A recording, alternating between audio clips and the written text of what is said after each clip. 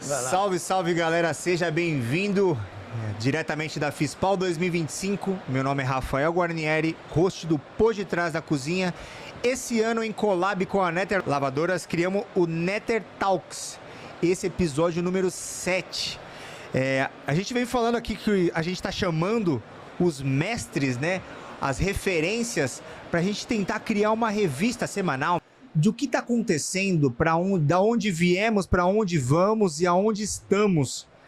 E para esse Netter Talks número 7, seja muito bem-vindo, José Aurélio. Muito obrigado, muito obrigado. Primeiro podcast? Eu já tive em um podcast com o nutricionista, o Tiago. Não sei se você conhece. Boa gente, o Tiago. Eu gostei dele, ele fez um podcast. Aí eu convidei ele para ir na reunião lá do Green Kitchen e ele não podia. Ele me falou, olha, eu não vou poder porque eu já estou com compromisso. E aí nós não vimos mais. Eu vi ele aqui na feira, mas foi também assim, bem corrido. Então o Tiago foi o primeiro podcast da minha vida. Então você já está treinado, já passou o primeiro, já está treinado. José, judiaram bem. A gente gosta de criar uma linha temporal para dar base para eu aprender quem é, da onde veio, da onde vem essa loucura, como o José caiu nesse mundo de cozinha, o que ele faz, a gente vai chegar aonde, o que você faz, mas como começou? Olha, faz tempo que começou, para você ter ideia, tem o CRN, que é Conselho Regional de Nutricionistas, foi uma coisa feita há muito tempo, e a primeira solenidade os 100 primeiros nutricionistas famosos. Essa história já tem mais de 50 anos. E eu fui o primeiro homem nutricionista. Eu tenho o número 32, sou nutricionista 32. Quando eu falo 32, ninguém acredita e tem razão de não acreditar, porque é muito antigo. E foi uma solenidade, entregaram os 100 primeiros, eu estava lá.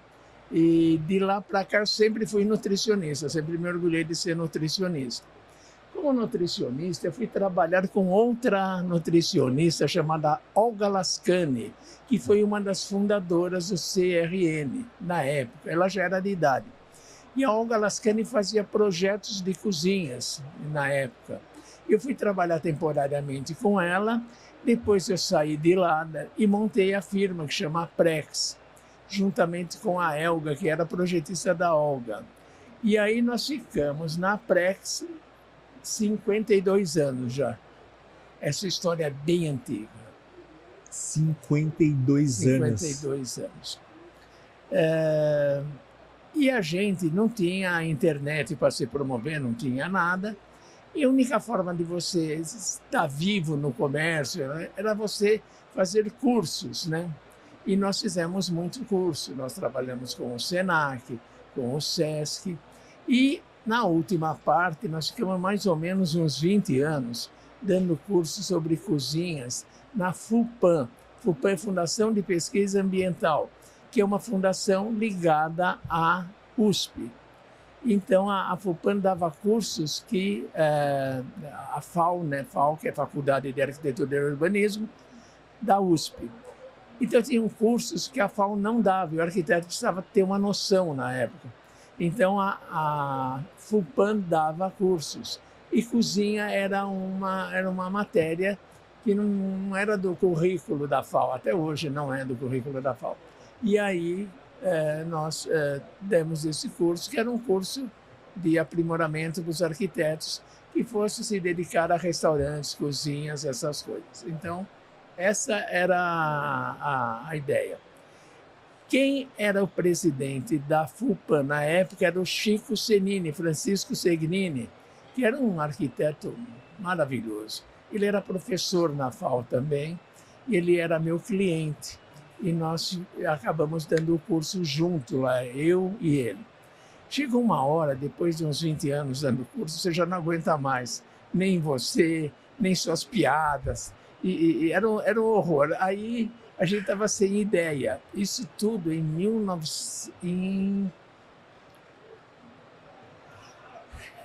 no milênio passado. A gente já estava sem ideia. Aí alguém falou que precisava botar sustentabilidade. Eu falei, putz, sustentabilidade. E aí nós fizemos a sustentabilidade de cozinhas e fomos criar um curso chamado Green Kitchen. O curso chamava Green Kitchen. E para fazer esse curso nós convidamos arquitetos que lidavam com arquitetura ambiental. Chamamos o pessoal que fornece alimentos, que era o pessoal que plantação orgânica. Chamamos veterinários, chamamos de agrônomos, chamamos biólogos, bioquímicos, para dar um viés de sustentabilidade aos alimentos que a gente comia. E aí fizemos o primeiro curso. O primeiro curso foi... Tudo que é primeiro é uma desgraça, era de ruim. O piloto. O piloto, aí a gente descobriu que estava indo para o outro lado. E aí voltamos no segundo curso, foi maravilhoso.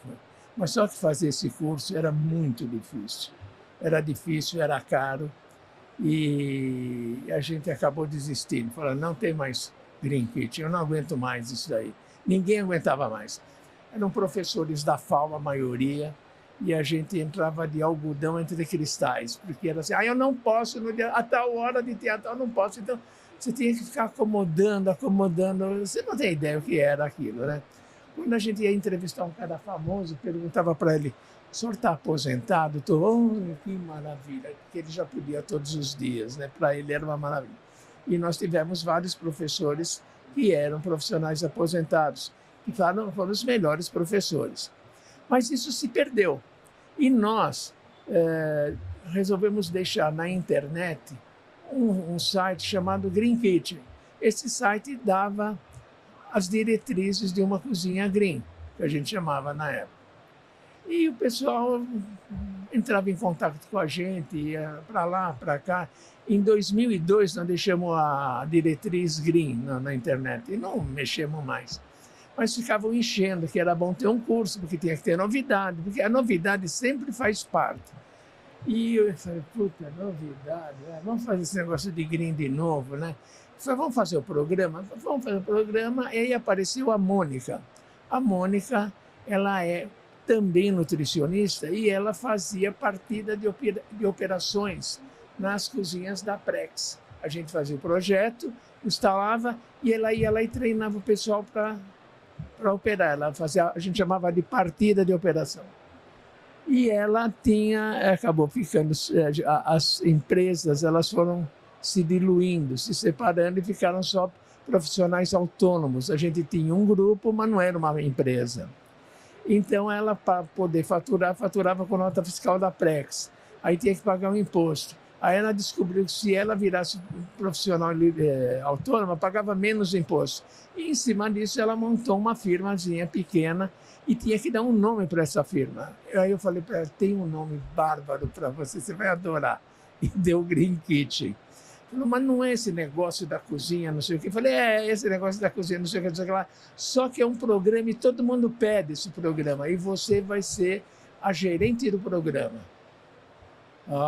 E tem que fazer isso. Você tem 53 sugestões que você pode fazer para ser green, né?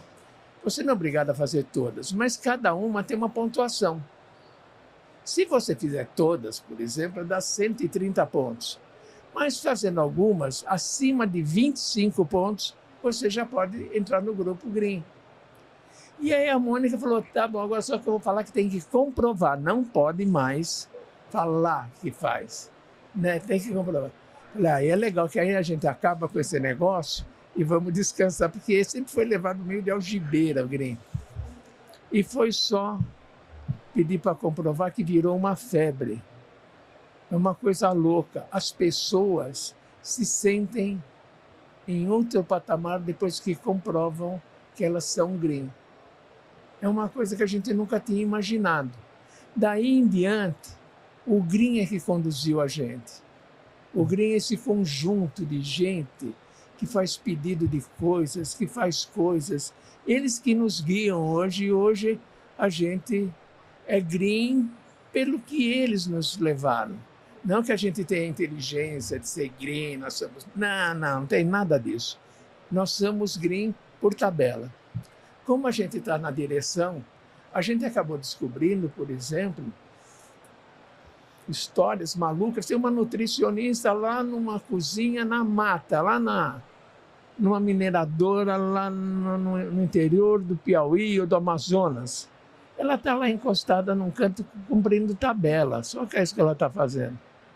E ela, segundo ela mesma, depois falando, falou, eu pensei que eu era de celofane, porque o pessoal olhava para mim e nem me via, eu não existia. E essa mesma nutricionista começou a entrar no Green, entrou no site e começou a falar, isso dá para cumprir, dá para cumprir, dá para cumprir. Eu fiz mais de 25 pontos para entrar no Green. Então ela entrava no Green. Ela passava a ser Green. Ela falou, a partir do momento que eu fiquei Green, eu virei gente lá na minha região. Eles começaram a me olhar como um profissional que é interessado, um profissional da onda. Quando eles tinham alguma coisa moderna para planejar, me chamavam. Eu fazia parte já da comissão da empresa, só por ser da Green Kitchen. E aí eu comecei a estudar esse negócio todo de sustentabilidade, esse negócio todo, e fui fazendo isso. Essas pessoas, elas foram dando ideias para a gente, que você não tem ideia do que vem de proposições, e nós fomos seguindo. Nós temos que ter nem humildade já devia ter há muito tempo, nós temos a decência, né, de seguir o pedido desde que esteja, claro, dentro de um padrão Green. Então nós criamos um padrão Green. O padrão Green é sobre sustentabilidade. Nós pegamos para isso a teoria de Gaia. A teoria de Gaia é de um maluco, não é de um conjunto de malucos. É um inglês que trabalhou para a NASA, que ele teria que fazer, como é que poderia ter habitação em Marte. E para estudar Marte, ele tinha que estudar primeiro a Terra. E ele falou, James Lovelock, que é o nome dele, e ele falou que quanto mais ele estudava para Marte, mais ele se apaixonava pela Terra. Então a Terra, para ser Terra, ela não é um planeta como os outros. Você chega em Marte, é um pedaço de terra, mas a Terra não é um pedaço de terra.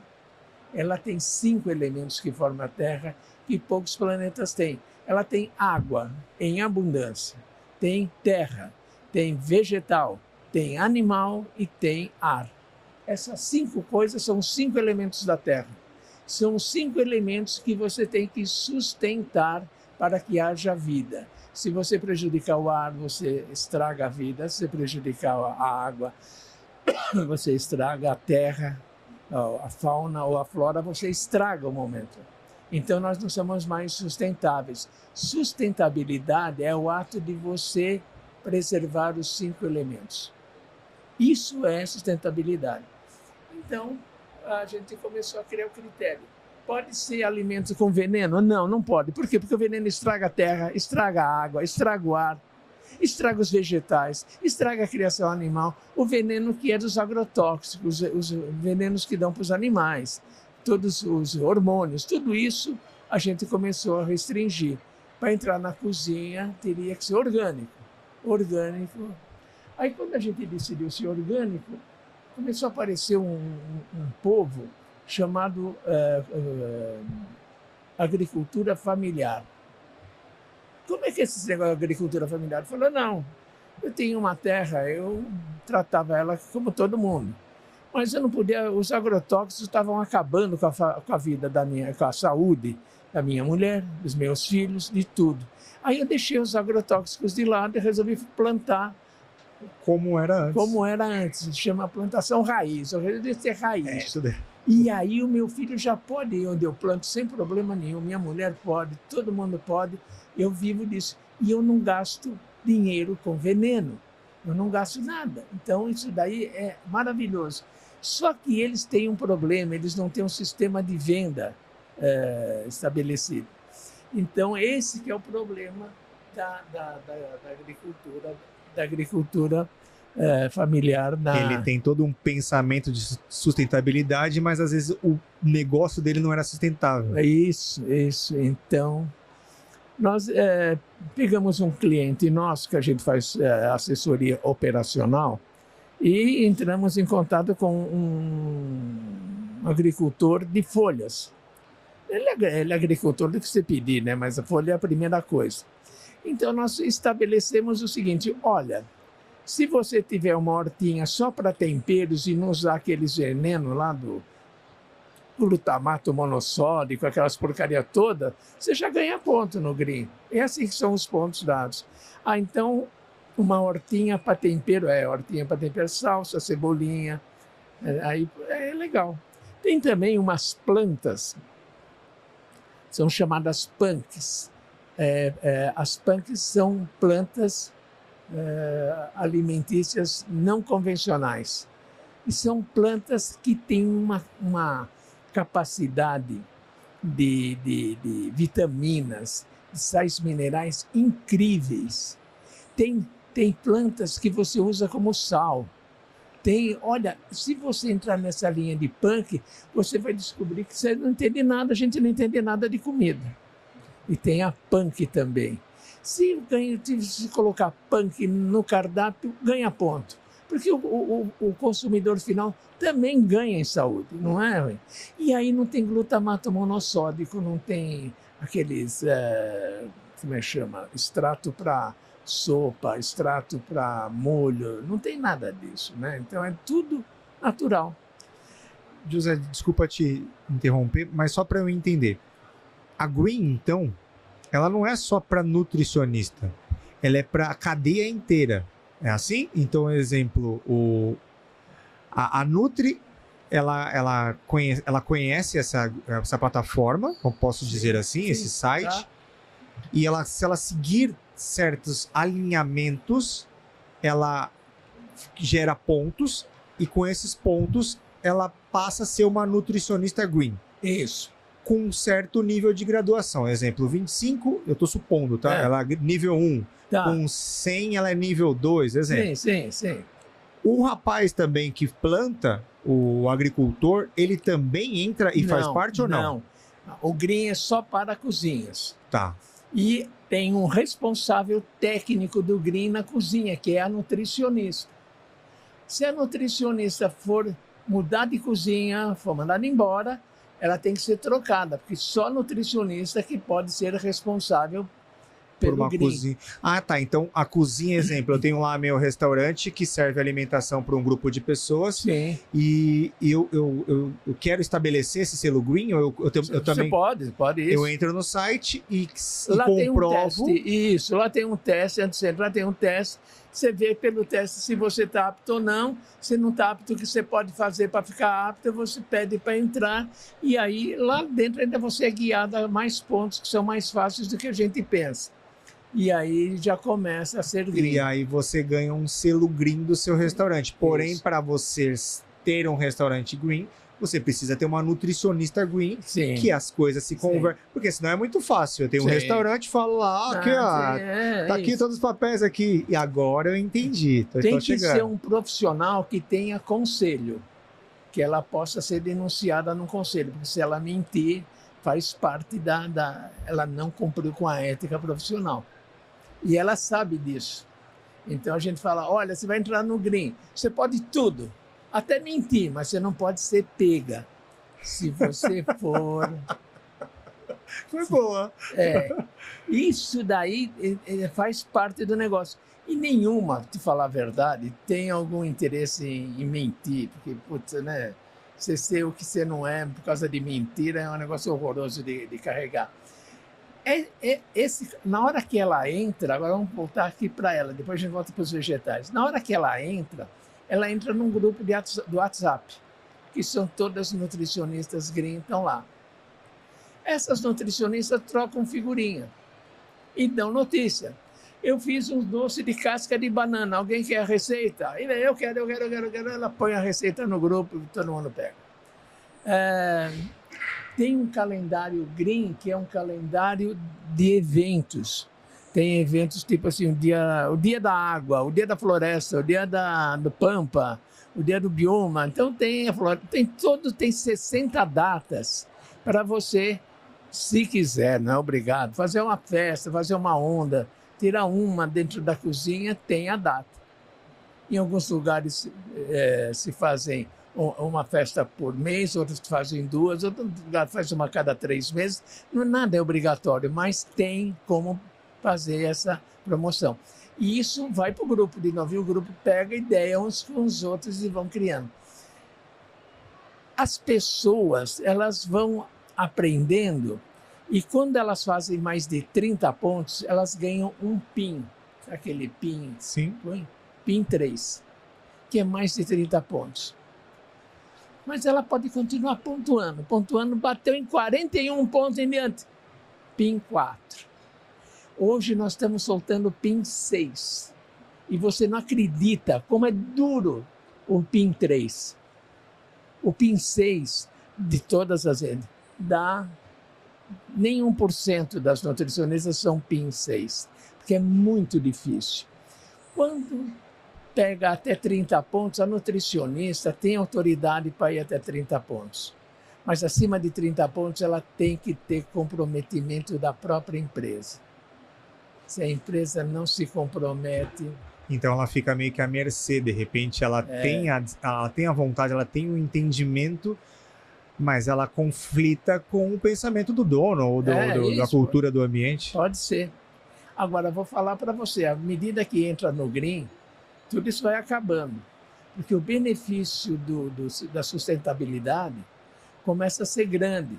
De repente, lá numa cidade que você nem sabe o nome, vai ter uma reportagem do jornal local sobre sustentabilidade. Onde é que eles têm que ir? Aí o diretor do hospital ou da escola, ela vê o nome da entidade dele no jornal. E ele fala, eu sou sustentável, nós somos sustentáveis. E aí o negócio vai subindo, vai subindo. Hoje o PIN, ele é uma graduação, né? O cara às vezes olha para mim e fala, olha, eu sou PIN 6, tá? Então você me respeita. É quase uma faixa de um mestre, vamos dizer, de uma luta, de um jiu-jitsu. Ele é o grau 6 ali, opa!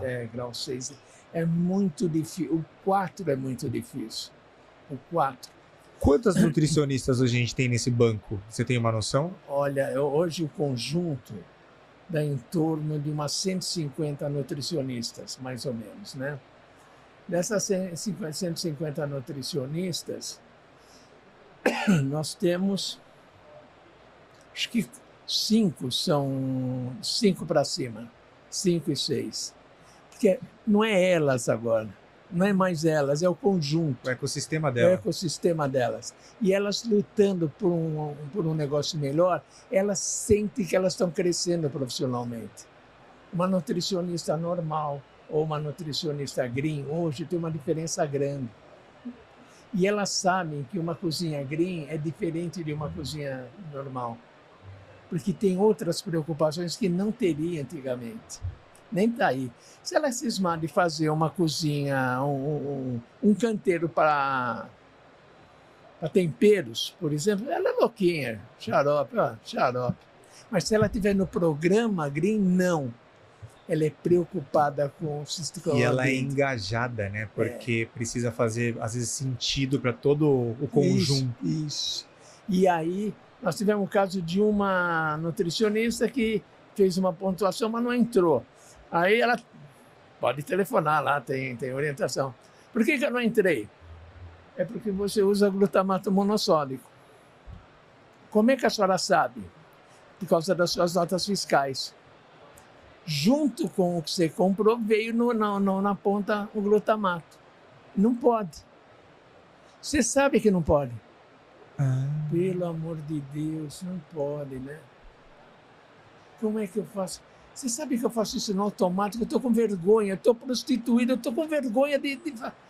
Me dá 6 meses, pode ser? Pode ser. Em 6 meses ela fez um canteirozinho de temperos.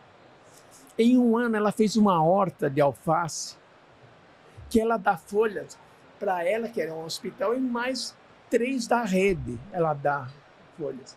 Aí, o que acontece? Quando você for lá, você come uma alface orgânica, sem aditivo químico, muito mais barata do que comprar no Ceasa, porque ela plantou.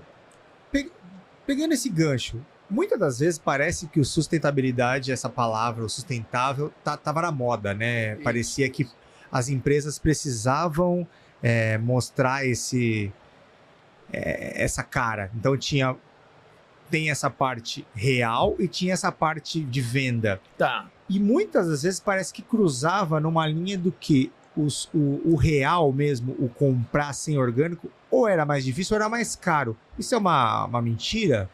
Não, não é uma mentira. Isso daí é assim.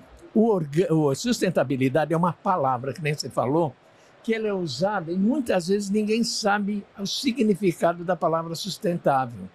A gente pergunta o que é sustentável para você e o cara fica olhando, sustentável é sustentável, mas não sabe dizer, né, o que é o que a gente fala, os 5 elementos que você tem que ter: a água, o ar, a fauna, a flora e a terra. E a terra, né? Esses 5 elementos ninguém fala. Se você preservar isso, chama. Se você quer ganhar dinheiro, começa a depredar um deles. Começa a comprometer o ar que está perto de você, com fumaça de uma produção de merda que você faz, sabe? Alguma coisa, você vai estragando o ar. Dá dinheiro isso daí. Você pode fazer também estragar a água. Troca todos os detritos que você joga todos os venenos, tudo nos rios. Mata os peixes. E se não matar os peixes, envenena eles para envenenar o homem. Se você quiser, você pode tacar agrotóxico na sua terra. Esse agrotóxico, você põe ele, aí você chove, ele desce, você põe mais agrotóxico, desce, até pegar no lençol freático. Daí em diante é game over. Não tem mais jeito essa sua terra. A água não tem mais jeito.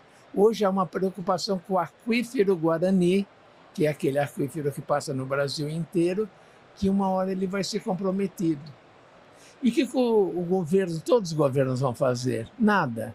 Porque o governo, para dar produtividade ao agricultor, ele permite todo tipo de veneno do mundo estar no Brasil.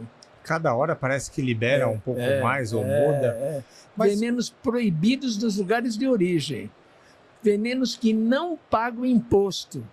E por isso que a concorrência entre o agronegócio é terrivelmente covarde, porque ele não paga imposto sobre o veneno que ele põe, enquanto o agricultor familiar ou o cara que planta só orgânico paga os impostos todos. Ele não tem nenhuma isenção, né? Mas pegando só o gancho dessa, que eu achava que pode ser uma saída para quem quer só usar a palavra, que ele fala que é mais caro, mas você não usou o exemplo dessa Nutri que começou a plantar e as folhas começaram a ter um alcance fora do ambiente dela para as outras unidades e se tornou mais barato? Então, hoje, se eu tenho meu restaurante fictício, o restaurante pode. Tá. Eu tenho que consumir lá X alface, X tomate. Então, eu tenho a escolha de comprar de 2 locais. Vou usar só a agricultura familiar, que aí eu só para ter esse gancho de orgânico, e o outro cheio de agrotóxico. Qual que seria mais caro e mais barato? Eu ainda não estou pensando na parte sustentável. Eu sou cru, só estou pensando em números. Tá, vamos lá. O agrotóxico é muito mais barato, é isso, do que o sem... Não, dá 20%. 20% mais caro. 20% mais barato o agrotóxico. Tá, mais barato. Então, mas se você compra uma alface é vendida por unidade. Uma alface normal tem 400, quando ela está boa, 500 gramas, uma alface normal. Uma alface orgânica tem 800 gramas. Então, quando você vai no peso, você vai ver que o orgânico, embora seja mais caro na unidade, é mais barato na quantidade, no total de custo. Mas o orgânico, quando você trabalha em orgânico, você não fica só pensando em custo. Porque a gente acha que quando você só pensa em custo, quando você não tem mais nada para fazer no restaurante. É a última coisa, a gente chama que é o argumento do covarde que vai fazer uma porcaria qualquer, ele argumenta que é o custo que obrigou ele a fazer aquilo. A sua comida é um veneno, hein? Mas é o custo. É. Essa alface aí não tem brilho, é fosca. Sabe o que quer dizer? Que ela é velha, está batizada com... Tem um veneno até para isso. Mas é o custo. É. E o pessoal que você paga? Paga mal? É o custo. O custo justifica tudo. O custo, os administradores catam o custo para justificar como é que eles ferram com os fornecedores, como eles ferram com o pessoal deles, como eles ferram com o cardápio, como eles ferram com o cliente. Ele tem uma saída. Sempre tem é o custo. Se você tirasse o custo, fala, tudo bem, você vai fazer um bom restaurante, só que você não pode fazer isso. Não pode ferrar nenhum desses. Aí o administrador, ele descobre que ele não entende de cozinha. É isso que ele vai descobrir. Ele entende de negócio que dá Ele lucro. entende de número, mas número não pode ser. Que tem uma hora que você é econômico e outra hora você já é mesquinho. A mesquinharia é uma pobreza de espírito terrível. E o custo é uma desculpa sem graça que você dá. Agora, quanto que é mais caro tudo? Esse cara que é mais caro no começo, esse fornecedor, quando você fala com ele, fala, olha, eu quero que... Tem um cliente nosso que foi nos acompanhando, né? Pegou um agricultor de alface. E ele combinou, falou, eu consumo X alface por semana. O agricultor falou, tudo bem, eu posso fornecer ao senhor, mas começa a fornecer daqui a 2 meses e meio. Tudo bem? Tudo bem, o preço é esse. Tudo bem, tudo bem. E ele começou a fornecer. Só que o que ele fornecia era muito porque a alface dele é maior, rendia mais, não estraga na geladeira. Começou a ter um monte de vantagens o orgânico que ele teve que refazer as contas dele. E aí, se você falar para ele que é mais caro, ele faz assim para você, você não sabe da história. Então, tem muita história de orgânico de gente que nunca fez nada sustentável, mas tem uma opinião de longe. Sabe aquela história? Ele olha de longe, é mais caro, porque o preço é mais caro. Não é mais caro. Não tudo, às vezes tem situação que é mais barato e tem situação que é mais caro. O que a gente recomenda? Pega o seu fornecedor e compra folhas da estação. Que as folhas da estação, uma hora é alface romana, outra hora é outro tipo de folha, mas quando é da estação, ela é muito mais forte, ela dura mais, ela tem mais vitaminas, ela é muito melhor. As folhas da estação, os tomates da estação, tem vários tipos de tomates, tem todos os alimentos, tem a estação deles. Se você, em vez de fazer o cardápio voltado a vendas, que é do marketing, se considerar nisso daí a época dos alimentos... Em vez de ser folha tal, folhas da estação no cardápio ali, você ajusta facilmente. Isso. E aí, esse restaurante que é cliente nosso, ele está felicíssimo. Ele já pediu para o mesmo agricultor plantar os tomates dele. Fala, planta os meus tomates. Sai mais caro, eu sei que sai mais caro, mas planta os seus tomates. Tá bom? Agora eu já entendi o que é mais caro. Esse mais caro não tem relação. Tão caro assim, não. Isso é justificativa para voltar sempre a falar em custo. Nós fizemos, sexta-feira passada, um congresso, como se fosse um trabalho da Green Kitchen. Então veio o testemunho de quem trabalha com Green Kitchen, veio de fornecedores de orgânico, veio de equipamentos voltados à sustentabilidade, e nós fizemos um workshop geral. Foram 21 trabalhos que eles foram apresentados, né? Um dos trabalhos, por exemplo, foi de uma rede de churrascaria que trabalha com orgânico, Pobre Juan. A menina do Pobre Juan, a menina chama a nutricionista, né? A gente chama de menina porque todas são mais novas que eu. Então, a nutricionista, ela apresentou o trabalho dela e foi uma sensação o que ela fez. Não só a história do que ela tem, ela é PIN 5. PIN 5 é forte. Não só a história do que ela fez, como os planos de futuro dela. Pra você ter ideia, foi tudo pela internet e teve audiências, né? Deu 1.450 visualizações a palestra dela. O que para nós é uma alegria, porque tem gente que quer saber disso. Quando você tiver uma rede, se essa rede for green, o valor dela é muito maior que uma rede que não é green. É claro que é. Eu quero vender minha rede de comida, de restaurante. É todos green. Opa, então o valor comercial aumenta.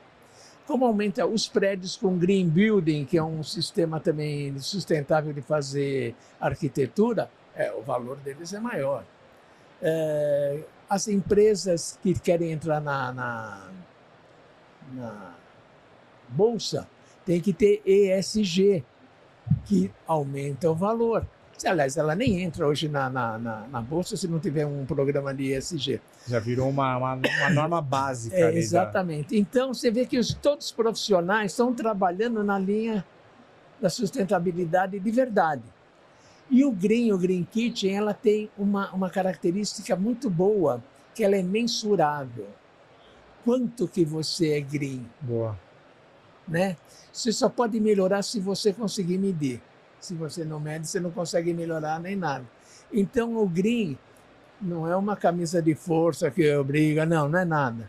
As pessoas até se divertem com coisas que elas não imaginavam. Para elas a pessoa está no interior, que a gente fala está no interior, puta, a agricultura da região dela é facílima agora.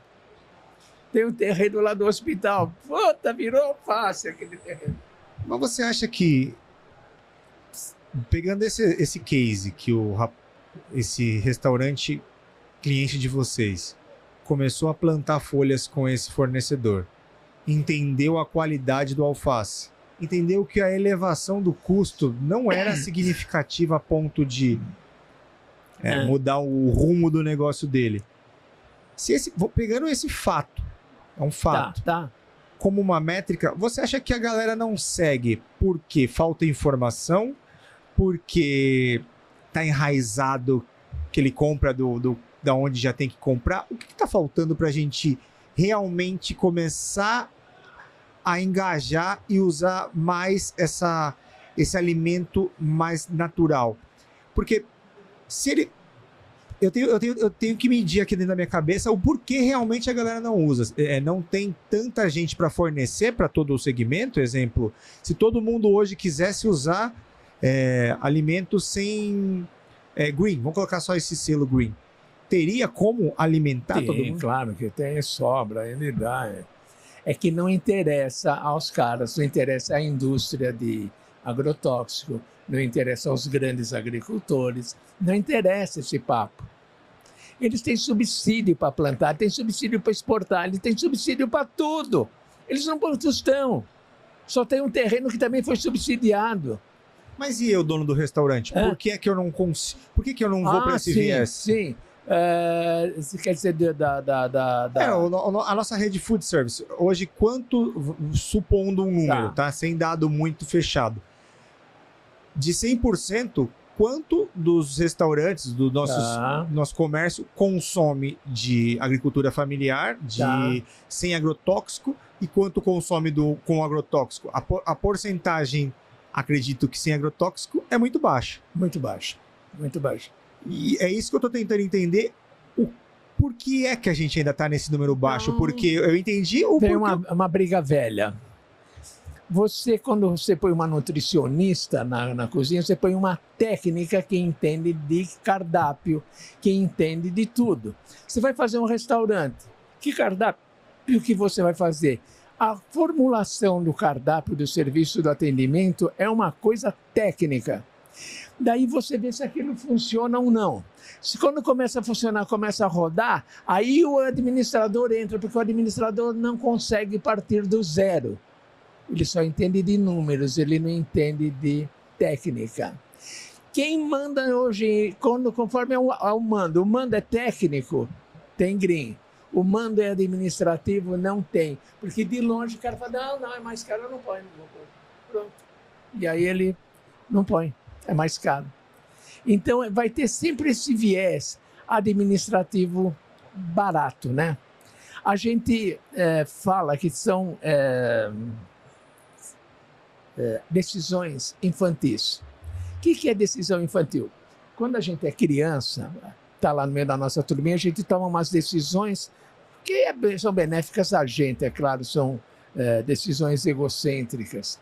E cada vez mais você vê por aí que as crianças estão mandando mais nos pais do que em qualquer outra coisa. Eles mandam, estão acostumados a mandar. Mas é sempre egocêntrico, eles mandam no que é bom para eles. Alguns vão crescendo e descobrem que algumas decisões não podem ser egocêntricas, porque estraga, prejudica, vamos dizer assim, o pai, a mãe, o amigo, prejudica a escola, o professor, os colegas. Então, à medida que ele for resolvendo outros problemas que ele vai crescendo, ele vai aumentando a área de decisão dele, ele já vai incluindo a família na decisão dele, ele vai incluindo o trabalho, ele vai incluindo, tudo ele vai incluindo. E a decisão dele é mais ampla. Quando você cresce bem, o cara é dono de uma empresa, ele tem que decidir tudo. O fornecedor tem que entrar na decisão dele, o cara que trabalha, a maquinaria, o produto, a evolução do produto, o cliente, tudo tem que entrar nessa decisão. Ele não pode fazer uma decisão infantil. E hoje ainda tem muito administrador fazendo a decisão infantil. Tá certo? Sim. Eles não querem nem saber. Dane-se, é mais barato, é rápido. Ele manda, então faz e pronto. A sua visão para o futuro, você acha que a gente muda? Isso, você olha com bons olhos, até partindo pela como a Green Kitchen veio evoluindo, é um sinal, ela te dá uma luz, assim, que você acha que daqui a alguns anos a gente tende a gradualmente, linearmente crescer? Ou... Eu diria o seguinte, a sustentabilidade para os técnicos é uma opção revolucionária. Todo mundo quer uma novidade em alimentação, todo mundo quer novidade. Ela está aí, mas só que quem quer a novidade é o administrador, que não entende de novidade. Ele não é técnico. Verdade. Ele quer uma novidade que tire o funcionário, que faça a comida sozinho. Olha que legal. Ele quer ferrar o funcionário, então tudo que ele puder fazer, ele faz. Se tivesse o fornecedor, você já viu como os fornecedores são tratados em certas redes? É um desrespeito terrível, né? O que o senhor trouxe, eles atrasam pagamento, deixam o cara esperando lá na porta da cozinha até conferir tudo, confere lentamente, deixa o cara esperando sem precisar, faz um preço lá embaixo, segura uma parte do faturamento e paga atrasado. Isso daí, o poder na mão desses caras não é um poder para o bem, é um poder pelo poder. Isso aí que estraga. Sempre vai ter isso, sempre vai ter essa gente. São os infantis, a gente chama de infantil, que ele faz a decisão que é conveniente para ele naquela hora e o resto é resto. Agora, você vê que o técnico, quando ele faz uma solução técnica, não pode ser da mediocridade, ele tem que ser um pouquinho mais amplo, né? Você vai fazer um concerto, você olha lá, disjuntor, você olha tudo e fala, puta, eu tenho que mexer nessa caixa, eu tenho que mexer... Você sabe que a sua ação é muito mais do que aquele ponto que precisa de conserto. Você pode fazer uma gambiarra, um gatilho, ou fazer um conserto de fato. Então, isso daí você tem essa dúvida, porque você é técnico. Se você perguntar para o administrador, ele vai falar, qual que é mais barato? Faz aí, vamos que vamos. Bota para rodar. Bota para rodar. Essa é a diferença. O que eu acho que os técnicos que trabalham com alimentação, eles vão puxando para o lado green, né? E os administradores vão puxando para o lado deles, né? Pro lado... Da forma que desenhou o cenário, você acha então que uma das formas para a gente, olhando a médio prazo para o futuro, então a gente teria que ajustar a cultura, a gente teria que começar, porque esse administrador ele foi um ser humano em um momento igual a um técnico, sim, e aí cada um tendeu a um lado, né? Então a gente vai ter que mudar na base. Eu tô tentando ser bem otimista e tentar deixar pra galera que nos ouve e daqui, de repente, mais 15 anos pra frente a gente assistir isso e falar, tínhamos razão. Deus me livre de ter razão. Não. Tínhamos razão na linha do pensamento, não razão de verdade. De qual caminho? Eu queria ter pelo menos um segmento de linha de conversa para dizer, acho que vamos melhorar se ou tende algo, né? Pelo menos para... Ou não, ou vamos ficar por aqui porque, querendo ou não, o capital, o administrativo, ele vence. Olha, se ele vencer, ele perde. Essa é a verdade. E vamos torcer para ele não ganhar, para ele ganhar. Se ele perder, ele ganha. Você tem sempre um problema novo que aparece, que ele se desdobra rapidamente e você fica vendo esse problema, como é que é. Ele é tão louco que você não sabe realmente se ele tem prioridade ou não. Vou dar um exemplo, plástico. Agora estão pesquisando o plástico e descobriram que o plástico é um material que lixivia. Eu vou repetir a palavra porque ela é estranha. Ela lixivia. Os agricultores, o pessoal que trabalha com o campo, sabe o que é lixiviar? É quando a água vai passando e vai levando os elementos da terra, sabe? Vai lixiviando a terra, vai empobrecendo a terra, vai tirando pedaços da terra, o plástico, aquela coisa que você pega bonitinha, transparente, você usando, ele vai lixiviando, ele vai soltando micro pedaços de plástico o tempo todo. Se você usar água quente, aí que ele solta a 4.800.000 micropedaços por centímetro quadrado. É o que deu o negócio. Ninguém mais está falando em copo plástico, se você notar. Porque o plástico é um veneno. O plástico é micro. E o que ele faz? Ele entra no seu corpo. Ele entra no seu corpo pelo ar que você respira, pela água que você bebe, pelos alimentos que estão desprotegidos, ele entra. Ele entra na circulação e ele vai pegar, sabe a veia pequenininha que a gente tem no cérebro, no olho? Ele vai ficando ali um pouquinho. E agora já tem AVC de entupimento plástico no cérebro. Antigamente era só gordura. E eles conseguem identificar até o... Identifica.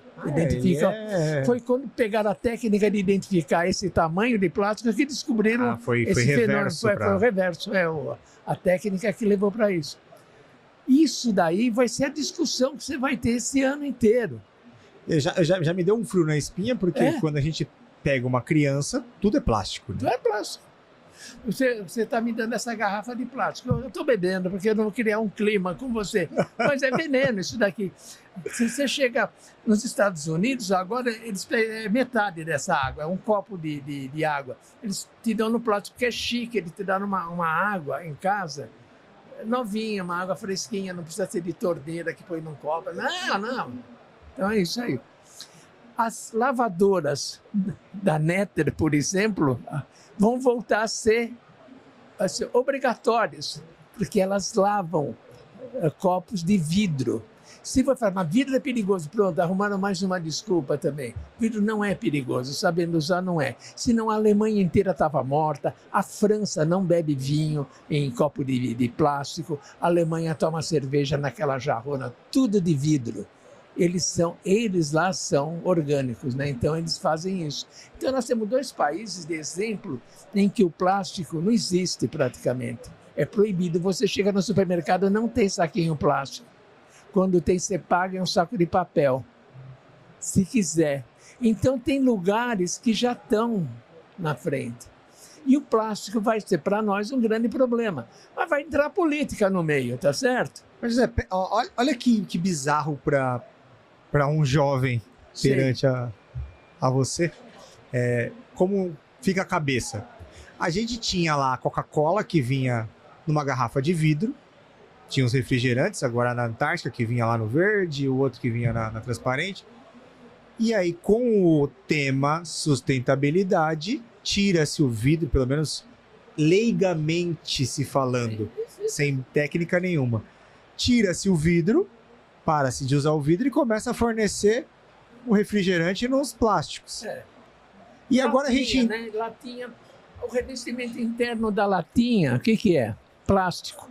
Você pega os copos de papel, vamos fazer papel assim, de algumas redes, por dentro tem uma película de plástico. Para não, de repente, Pra não encharcar estragar o papel. Ele é obrigado a ter. Isso ainda é plástico. Não, mas o bizarro eles para nós estão é que o notando. plástico foi Agora- vendido como o Assim? salvador. Não, e foi usado durante... Quando descobriram que não é, agora então tá todo mundo assim, louco, todo mundo sabe disso. Primeiro eles querem saber, eles sabem disso. Sabe, a maioria agora sabe. Então nós temos que mudar, né? Você viu o canudo plástico? Quando souberam, tiveram botar o de papel de novo? E aí não precisa de canudo. Canudo é uma frescura que inventaram para tomar água. Toma no copo, não precisa ter frescura do canudo. Eu nunca usei canudo e vivo bem. Mas não estou dizendo que às vezes o cara quer curtir um barato, vai de canudo, vai tomar um milkshake também da direto. Também tem um... Agora o milkshake é tubão, né? Olha o Sérgio.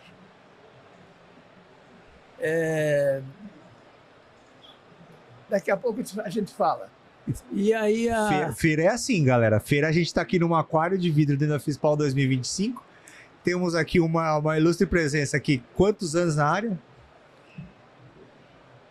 52. 52. Quantas FISPALs, quantas feiras já passou? Então, ou seja, é uma bagagem que causa até estranheza. Tem. Mas eu queria deixar isso pra gente encerrar, pra eu poder te liberar. Tantas pessoas que já te chamaram. O seu olhar é positivo, então, para o futuro? Eu vi que a gente levantou várias... teríamos várias vertentes aqui para poder desenrolar outros assuntos, mas você se vê otimista ou pessimista? Sustentavelmente falando, né? Olha, eu não estou preocupado em... Vamos dizer, com os outros, né? Eu estou preocupado E eu diria que na sustentabilidade tem muita coisa boa para se fazer ainda. O que é um campo para se... Um campo fértil para a gente trabalhar. Exatamente. Ainda tem isso. Nós fizemos essa convenção do Green Kitchen. Durante 6 horas não se falou em custo. E todo mundo sabe que todo mundo manteve o mesmo custo, porque é claro que ninguém quer ser mais caro, ninguém quer nada. Não precisa ter... Só que isso daí já encheu, entendeu? De falar isso. Não precisa usar o custo como justificativa das porcarias que se fazem. Então, eu diria que vai ter isso. Os pessimistas, tem os otimistas e os pessimistas, né? Tinha antigamente, quando eu era estudante há mais de 50 anos, eles chamavam uma pesquisa, antigamente as pesquisas, como era na época da ditadura, sempre eram os gringos que faziam pesquisas. O general não sei o que lá de uma república da América Central fez uma pesquisa sobre a alimentação do futuro, né? E aí, com sotaque de gringos, fala, o que dizem as pesquisas? Tem 2, os otimistas e os pessimistas. O que dizem os otimistas? Que logo estaremos todos comendo merda. Esses os otimistas, sim. E os pessimistas? A merda não dará para todos. Então, essa é uma piada de 50 anos, para você ter ideia, né? Então, há quem diga isso aí também. Do jeito que estão ferrando o ar, estão ferrando a água, estão ferrando o solo, os vegetais, tudo isso, a projeção dos de que nós vamos até 2040. Até 2040 ainda dá. Daí em diante vai ser só ladeira abaixo. A gente já não controla mais enchente, seca, tornado, não controla mais o ar. Nós não controlamos mais a terra, treme. Ela, enfim, A gente perdeu um pouco o controle já sobre o planeta. Olha, mas você vê... Eu não queria nem ir para esse espectro... O terrorista. Não, nem terrorista, mas digo climático. Eu queria mais nesse viés do campo do food service. Você acha que a gente tende a melhorar passo a passo? ou o capital ainda congela e vamos permanecer por muito tempo assim? Olha, o capital, ele tem nuances de decência. Olha que eu vou falar agora, né? Então, esse ESG, por exemplo, é os administradores querendo ser decentes com o investimento deles. Mas agora tem o anti-ESG. É um movimento anti-ESG. Existe mesmo, real? Existe, é do Partido Republicano Americano, que ele tem as fábricas de armas, as fábricas de farmacêuticas, armas químicas, tudo que produz veneno, fica cínico elas viverem da morte e depois falar que estão fazendo ESG. Então eles falam, olha, não tem mais ESG, cada um tem que cuidar. E eu fui pesquisar as razões por que não tem ESG. Olha, a razão principal é um QI muito baixo deles, porque se vai ESG, eles perdem o foco principal. Que é uma piada, né? Claro, o foco principal continua, mas com decência, traços de decência pode usar. Quando o cara é burro, ele não usa toda a área do cérebro, só usa uma área, que é a área infantil. Nós queremos lucro, o resto. Então, o Elon Musk está nessa onda, o Trump está nessa onda, que é a onda anti-ESG. Tem essa luta vai sempre ter, mas porque lá também tem muita gente ESG, né, que faz parte. Tem lugares, por exemplo, que você não consome certos produtos de certas firmas que não têm ESG. Então, tem um movimento nos dois sentidos. Eu acho que vai se chegar aos poucos, vai se chegar a um denominador comum. Porque também o que está tendo os americanos estão pagando muito pato lá com o clima de todos os jeitos, então eles estão começando a achar que pode ter alguma relação, entendeu? Então eles estão fazendo isso. De repente eles não vão pelo caminho normal, mas outros caminhos... É o caminho da dor, né? Então esse é o pior caminho. José, eu queria te agradecer demais esse bate-papo. Eu tenho certeza que, como você falou, o último encontro durou 6 horas. E eu acho que ele rende muito mais tempo que isso. Tem gente maravilhosa no nosso lado. Olha, a gente vive aprendendo, cara. Me emocionei lá com muita coisa e olha, de onde você menos espera, vem uma iniciativa, uma resposta, uma ação, né? Porque de repente faz e funciona e reverbera pro meio. É isso aí. Então isso daí é o que mantém a gente, né? Essa fé que tem o que fazer. Tem muito por onde fazer, né? E tem uma liga. Então